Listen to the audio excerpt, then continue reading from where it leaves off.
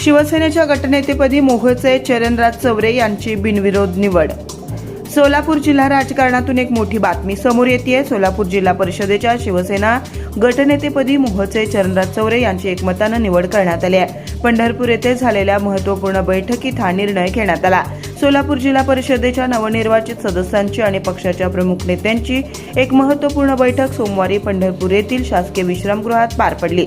या बैठकीत सर्वांच्या संमतीनं चरणराज चौरे यांची शिवसेना गटनेतेपदी निवड करण्याचा निर्णय घेण्यात आला।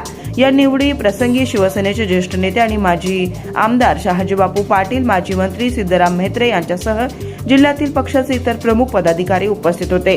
सर्व नवनिर्वाचित सदस्यांशी सविस्तर चर्चा केल्यानंतर चौरे यांच्या नावावर शिक्कामोर्तब करण्यात आला। निवड जाहीर होताच माजी आमदार शहाजीबापू पाटील आणि इतर मान्यवरांच्या हस्ते चरणराज चौरे यांचा शाल, श्रीफळ, फेटा बांधून जंगी सत्कार करण्यात आला। चरणराज चौरे यांची गटनेतेपदी निवड झाल्यामुळे आता जिल्हा परिषदेचे अध्यक्ष आणि उपाध्यक्ष निवडीच्या प्रक्रियेत शिवसेनेची भूमिका अत्यंत निर्णायक ठरणार आहे। मोहोळ तालुक्याला जिल्हा परिषदेच्या माध्यमातून मोठे नेतृत्व मिळाल्यानं कार्यकर्त्यांमध्येही उत्साहाचं वातावरण आहे।